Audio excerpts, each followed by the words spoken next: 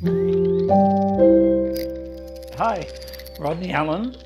Just a quick question. Does everybody have Filipino VAs? Some, who doesn't? Show of hands, who doesn't? Just a couple, okay.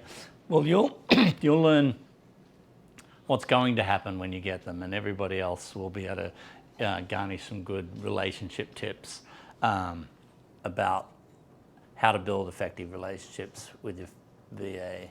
So anyway, my story is I was born in Sydney, and in 1984 I went walkabout, and I'm still on my walkabout. And so I ended up, traveled the world a bit and ended up in Colorado for 25 years with a real estate sales and development company. And during the GFC, everything went upside down and the US was brutal. And so that kind of went south. My marriage went south, and I'd been coming to the Philippines doing a lot of charity work over the previous 15, 20 years. Actually longer than that, because my first place I lived when I left Australia was actually the Philippines. So I was here during the Marcos presidency, and now I'm here at the Marcos presidency again.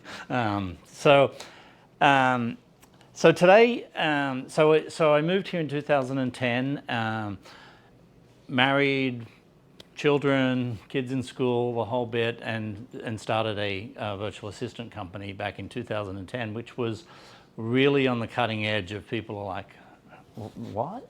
No, we can't have that. Whereas now it's the thing, and everybody realizes it. So through building the company and making a lot of errors and having a lot of attrition in the early years of people starting for 3 weeks and leaving and bringing a new client and all of that, I've learned it all came down to 99% of it was the cultural mistakes that I was making. So today I'm going to talk to you a little bit about the best practices of working and really understanding the Philippine culture and what motivates them. There we go, got it, all right? That's my family. Got a 17-year-old, an 8-year-old, and a 3-year-old. So it's really about building relationships. The thing I hate about this industry, the only thing I hate about this industry is the term. We call it virtual assistants, and it drives me nuts because these are real people, and if you treat them as virtual, the clients and accounts that I've failed at over the years are ones where the business owner might say, I got a whole bunch of tasks, do these tasks and just tell me when they're done. And if you're not building a relationship with your offshore stuff the same way you build it with your onshore stuff, it's going to fail. So just remember that they're real people, and you can definitely build relationships, especially coming to the Philippines every couple of years. If they get the opportunity, if they do long enough, send them to Australia, like Seidel went last year, and she's still talking about it. So building relationships, so you really want to take the time to get to know them on a personal level. We tend to keep it very business-like, but over time, and this will build more and more and more, you really want to get involved in their lives. If you want to create loyalty, where they stay with you and do anything for you, make it personal. And also, so that means that goes both ways. You're interested in them and their families. You want them to know about what makes you tick, what makes your business tick, what your values are. If you're doing your business goals and business values every year or every couple of years, share that with your offshore team, just like you will be with your onshore team. Filipinos, probably the number one thing is they avoid confrontation. So everybody's Australians here, so in Australia we're a lot more direct. We'll sit down and like I noticed you didn't get this task done. Why not? Tell me, but Filipinos are more like around and around. You can't directly, because they'll really get ashamed, and I'll get to that in a minute. So it's much more indirect and polite. They're very, very polite. So it all goes back to the very Asian long time cultural thing about saving face. So I have this thing that I've come up with Philippine culture. It's about fame and shame.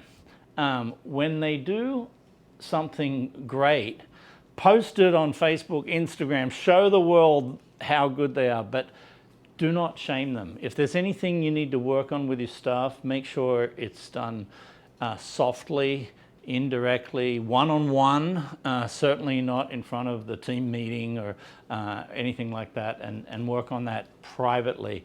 And I'll talk a little bit in a few minutes about different ways to make sure they can save face.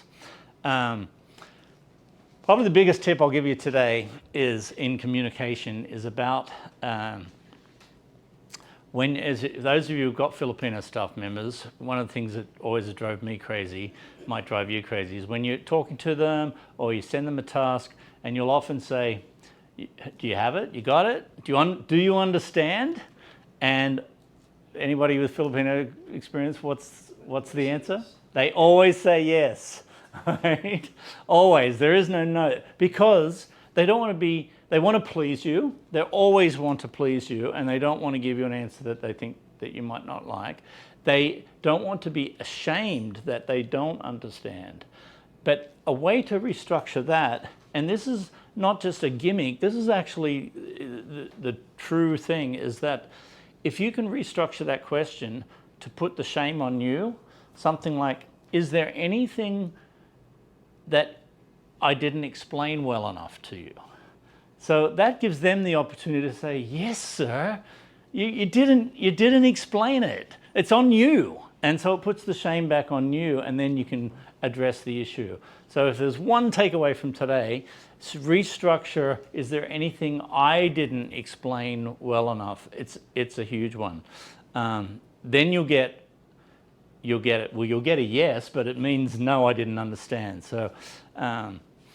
So be also clear and concise. Just because you've got the clear task in your head that you need to do, it really needs to be very concise. And I like to see if you're not using which you're in systems, if you're not using a project management tool like Asana or Teamwork or something, get that down. So you put the project or the task in there, but then it's best to, so you're discussing it all, in your project management system, but it's best to have a quick summary voice to voice. Like if you're having a huddle in the morning, just have them quickly tell you what the task is that you're expecting them to do, just so you know they've really got it.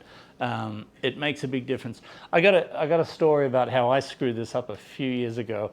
Here in the Philippines, they're very big on burning the way, I know when I grew up in the 70s and 60s, we had backyard incinerators and we were always burning. Well, here everything's burning. They clean up their trash and their leaves, and so smoke's everywhere. So one day, my next door neighbor, who I get along with great, he was burning, screensaver, there we go. He was burning and the wind was blowing and all this toxic plastics and everything were blowing right into my house. So I went over to him and I said, excuse me, the smoke's just really blowing into our house. I said, would you mind putting out the fire and digging a hole and putting all this trash and leaves and refuse in the hole? And he's like, oh yeah, sure, sorry. So a minute later, he's coming out, he puts the buckets on the fire and puts out the fire, and then he gets his sons to come over and they're digging a big hole, and now we've got all this wet refuse in there, and they dig a big hole and they put all the refuse in the hole, and then he lights it back on fire again. Right?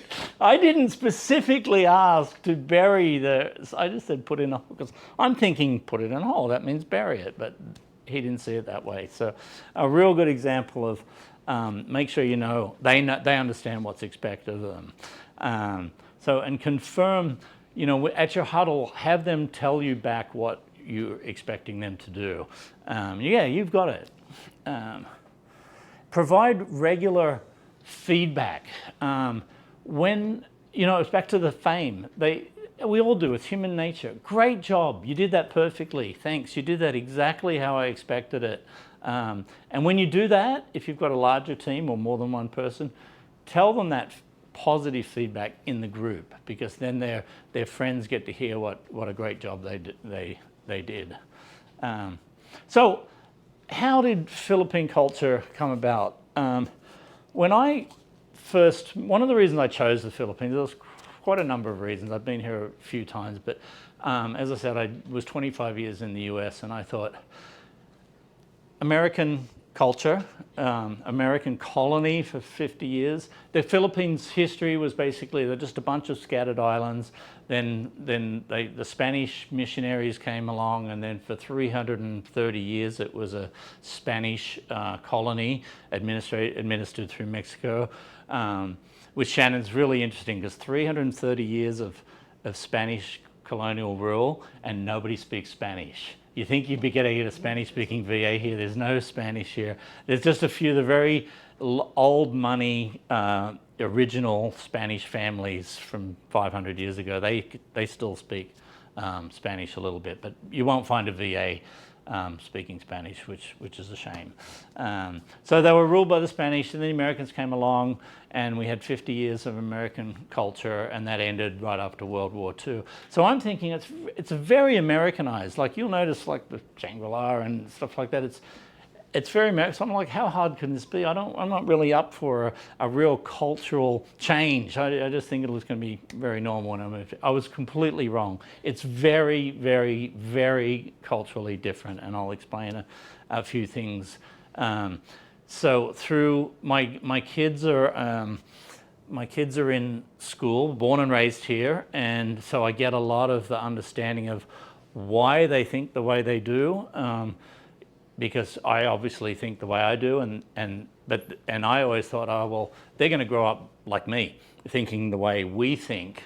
And I'm not saying which one's better. There's so many things I love about the Philippines, probably more than I love about our culture, that I think they're doing it better than us. They're happier than us to start with, so they must be doing something right. So I'm not saying which is better. I'm just saying what's different here. And my kids are growing up Filipino, basically, even with my Western influence, just from this school. And so I've really, through the kids and my business, having over 100 employees over the years, I've really developed an understanding of kind of what makes them tick. So when you have a Filipino staff, there could be, you might have some thoughts of, I'm the boss, you guys just adapt to me. Just do it my way, do it my culture, and that'll break down in your relationship. They will leave after 3 months or 3 weeks. So it's really a joint merger of the two cultures that will embrace the cultural diversity and collaborate with them on that. So there's really strong social customs here. One of them, I hope those that had Filipino VAs did this. If you didn't, you made a big faux pas. You've got to bring a gift. It's a very gift-giving culture. They call it pasalubong. And there's other really weird, quirky cultures they have. If you have a big meal on the table, they will never eat the last bite. They will always, as being such a friendly, hospitable society, you might be walking down the street. If you walk out of the Shangri-La and just go into the neighborhood, you'll walk down the street and you'll hear this, "Sir, let's eat, from coming out of the neighbors. They just yell out, "Let's eat." They don't really mean it. Don't actually go in there and eat because you might take away their last food, but they say, "Let's eat." And as I said, they're very big on gift giving. So, big one about the culture. We are very individualistic. I know if I want to get a project done myself, I turn off my phone, I go lock myself in the room, and I just put heads down and I get it done. Through culturalism, the Filipinos go back 500 years, and it's just a bunch of individual islands living. They call them barangays, which are little villages. And they're very individual little villages, but within that village, and this holds through to today, it's called the barangay. They live. It's almost communist in the way of social issues. When something goes wrong, and I'll touch on this, when they need help, the whole village stretches out. I know, I live in a small little barangay, and I've got a 3-year-old daughter. Often we don't know where she is. Now you're going to go, what? I don't know. She'll show up, and then 8 o'clock at night, one of the neighbors comes in and delivers my little girl home because she's somewhere and she's safe in our small little town. It's totally safe.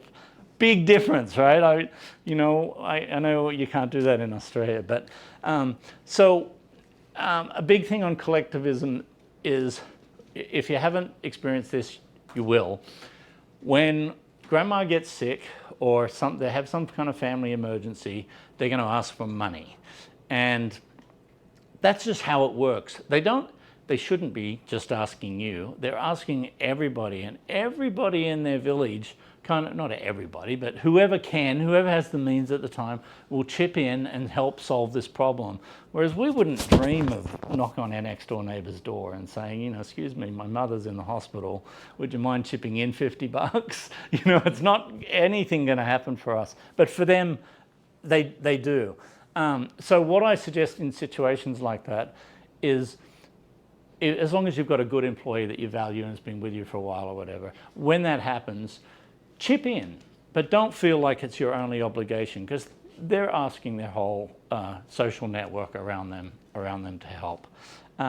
So when it comes to the work environment, this is why I think, in my experience, especially during COVID, where we got sent home. I have an office-based VA company where we're fully supported, and we're completely different from WorkPod. It's a different model. We have in the office support from each other, support from coaches, support from trainers, support from quality assurance managers, and all of that. They really work well together. In fact, when I opened my office, I had the cubicles with just a standard like call center cubicles. You'll see a lot of that tomorrow. And I've since shifted to tables like this because it's more collaborative, and they just do better collaboratively. So they're very good on teamwork, huge on social. The office culture is, they've got their family and they've got their work, and their work is their social life. They go out all the time with their friends, and so that's put them together. Okay, so here's a big one for those, almost all of you have one. The sir and ma'am. I know when I started here, it just drove me crazy. I didn't like being called sir, and I've got my head around that now.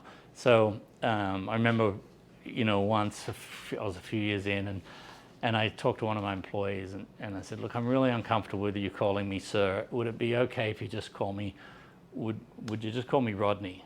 And their answer was, yes, sir. Okay, sir. Yes, sir.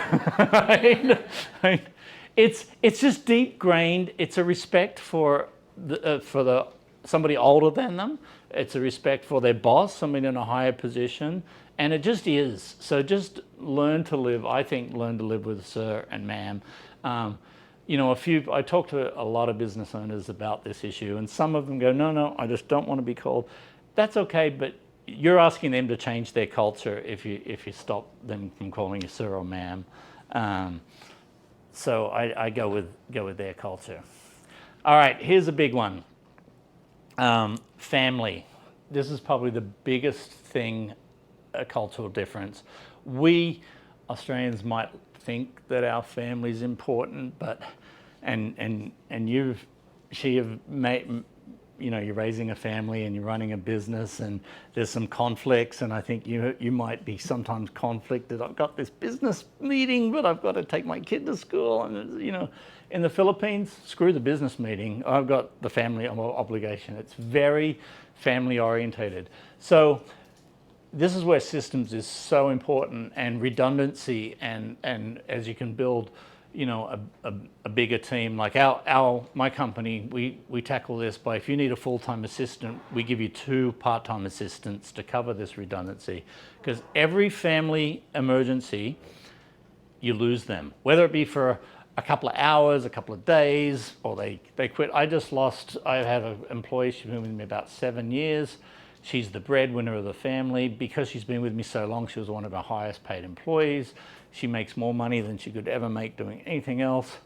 Her mother just died a month ago, and now she's got an elderly father. She's got 3 or 4 siblings that are all unemployed doing nothing, but the father wants her to stay home and take care of. So she quits. That's their family obligation.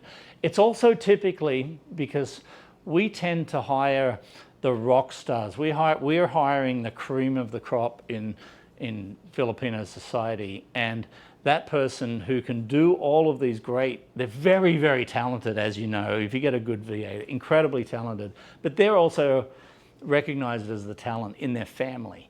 So when something happens in the family, although there might be 3 deadbeat brothers, no, they need her to take charge of everything, and they need her to step out of work. It's so crazy, but it's the way it is. Family comes first. I think it's the number one thing. When I ask Filipinos, or Filipinos ask me, they say, what do you love the most about the Philippines? I say, well, first of all, I think what I love is your family structure, your family obligations. It's incredible. Your family values are so fantastic. And then I'll say, what do you don't like the most about the Philippines? Like your family values and your family structure, and because it really does get in the way. So the point is, on a business level, you need to plan for this. You need to be flexible. As long as they're a valued employee and they're not lying to you if they have a true family emergency, you've got to let them go. Otherwise, they'll quit. So even if they say I need to take 3 days because grandma's in hospital, you can't take it. You can't take it. They will quit, and because they have an obligation. Because if grandma is in hospital and Mary is not by grandma's side, and all the other families going up to take care and show grandma the respect of being by the side, they're all going to go, where's Mary? And they're going to judge Mary's lack of presence. So Mary's got to go do that. So that's a big one. So what motivates your VA? So some things about Filipinos, and this is, I think, one of the reasons what makes them so happy, is they live in the now. And you guys might have heard that expression. If you're depressed, you're thinking too much about the past. If you suffer anxiety, you're thinking about the future. And if you're happy, you're thinking about right now in this present moment. And Filipinos typically live in the present, and they think about their immediate needs. It's very much on that Maslow's hierarchy of needs. They're very much on the bottom. And even our VAs, who are typically middle to upper class because of what we pay them, they're supporting so many people, school needs, food needs, taking care of the brother, buying rice. So they're really thinking about the immediate needs of today. They're not really thinking about building wealth. So they appreciate unexpected bonuses, is one of the things that motivates them. Acknowledgement. As I said before, really celebrate their achievements to build their morale and motivation. There's an expression here in Tagalog. It's called utang na loob, and I think it translates to something like a debt of gratitude. And it means if you do something unexpected for somebody, then they owe you one.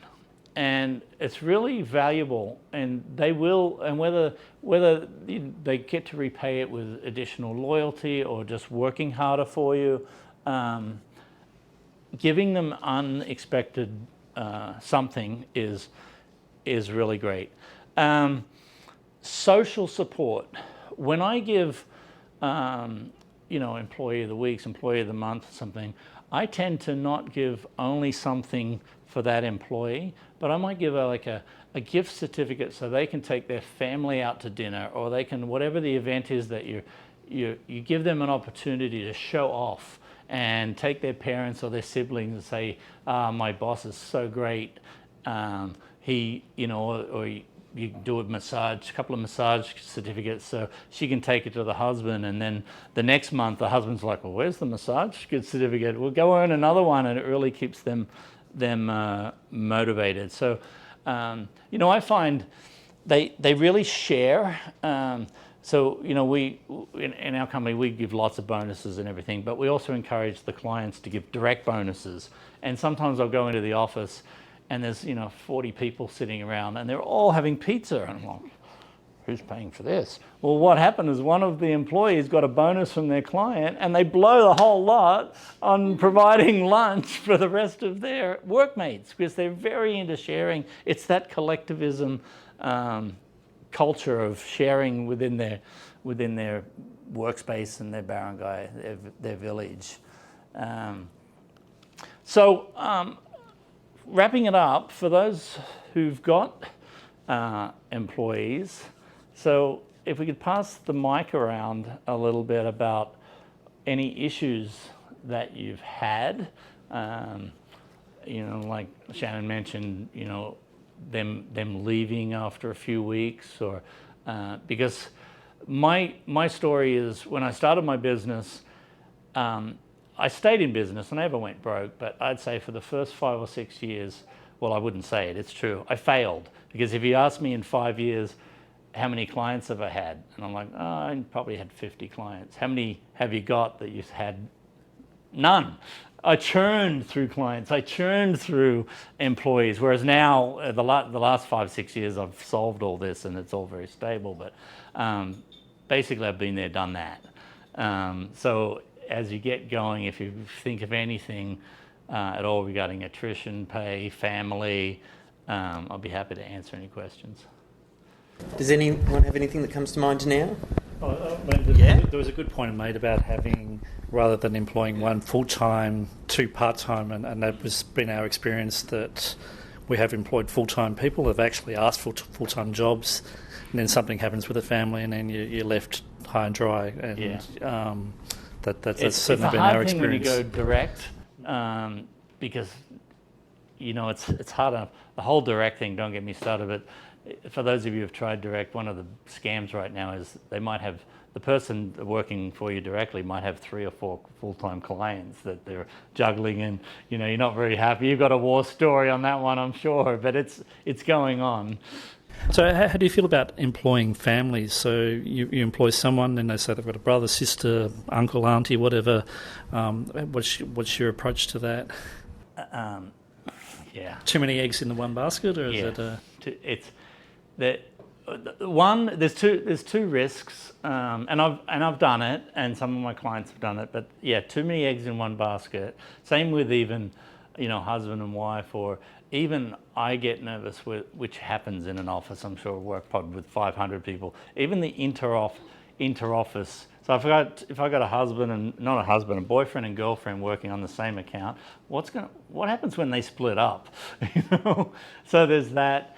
There's the same family. Oh, employ my sister. Is she really the most qualified you're going to find? Just because, so you feel kind of obligated. You're great, and you want me to hire your sister. I don't want to upset you. So keep it professional. And say, look, she's welcome to apply, and I'll base that on her merits and do that. But my experiences with that is pretty much 100% failure rate on that. With our system, when we hire, and we always do for small teams, if you've got a team of 10, you don't have to hire 20 people because the problem's already solved because you've got a larger team. But if you've got 1 or 2, the 2 reasons for our part-time model is it also solves what Cybele mentioned earlier about you need somebody to do the books, to do the video editing, to do your marketing, to do your phone calls, to do your IT, and your IT guy is not going to be the person on your customer service phone. So you have all these different talents. So you need different people, and if you're just starting small and you don't need 4 full-time people, then our model kind of merges that together, and that helps as well.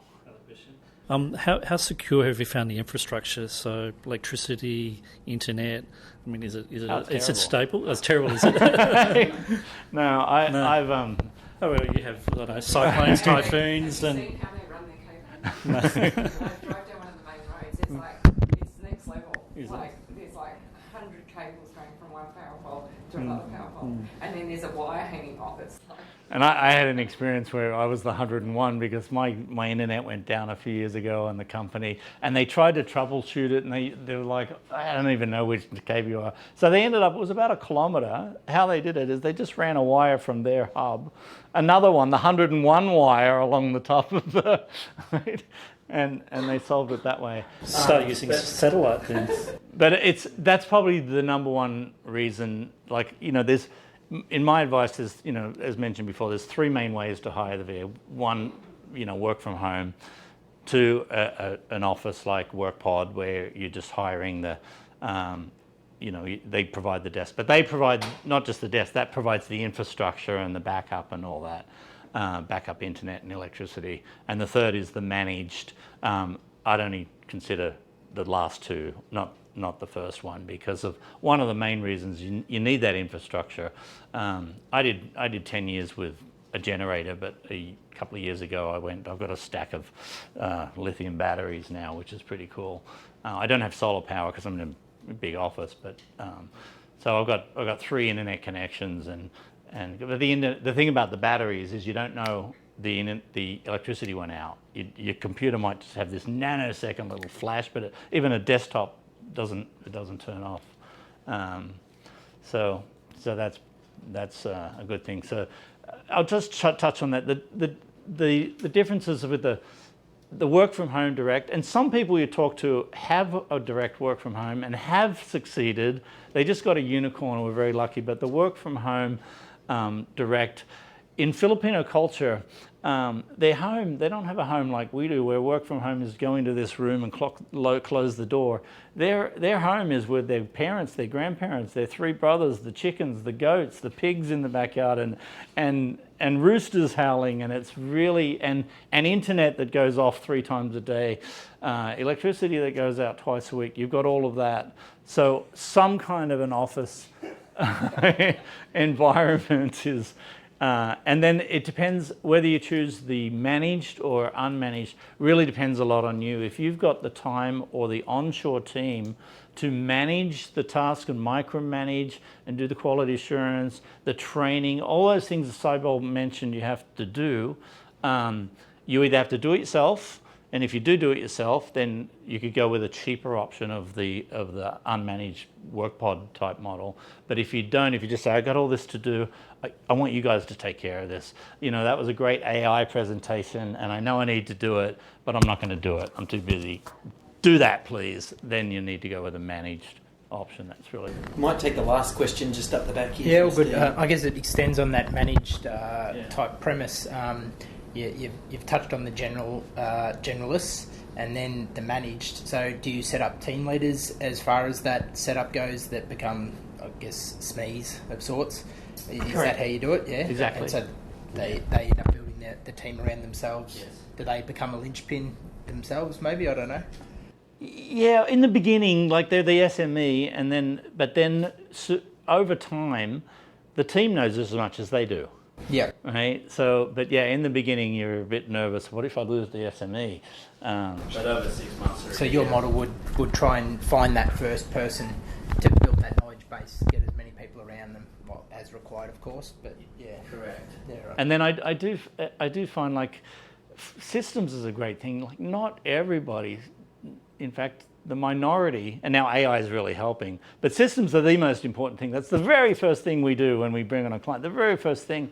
But not everybody. Who actually likes doing systems? I mean, one person, right? Okay.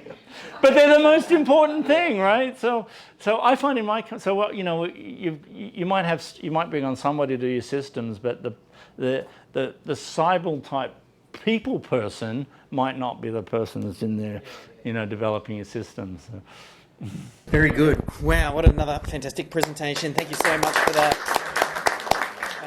I'll be around the rest of the day, so if you have any ideas or anything, pick my brain, because I've been through the trenches already. And Yeah, I appreciate your time and knowledge and wisdom. That was fantastic.